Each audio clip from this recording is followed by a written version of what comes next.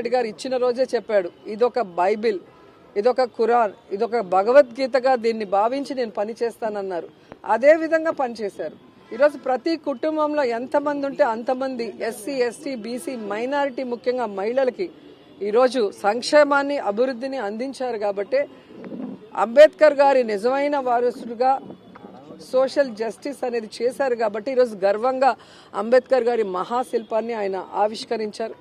అలాగే గాంధీ గారు కలలు కన్న గ్రామ స్వరాజ్యాన్ని కూడా జగనన్న తీసుకొచ్చి ప్రజల వద్దకే పరిపాలన వెళ్ళింది. కాబట్టి ఈరోజు ప్రజలు ఎవరికి లంచాలను ఇవ్వాల్సిన అవసరం లేదు, ఏ నాయకుడికి తల వంచి కాళ్ళు పట్టుకోవాల్సిన అవసరం లేదు. డైరెక్ట్గా డీబీటీ ద్వారా వాళ్ళ అకౌంట్లకే వారి ఇంటికి వాలంటీర్ వెళ్ళి వారికి కావాల్సిన పేపర్స్ తీసుకొని ఎవరు దేనికి అర్హత ఉంటే అది డైరెక్ట్గా వాళ్ళ ఇంటికి వస్తుంది. అంటే ఎక్కడ నియంత్రిత పోకడలు ఉన్నాయో ఒకసారి చెప్పాలి.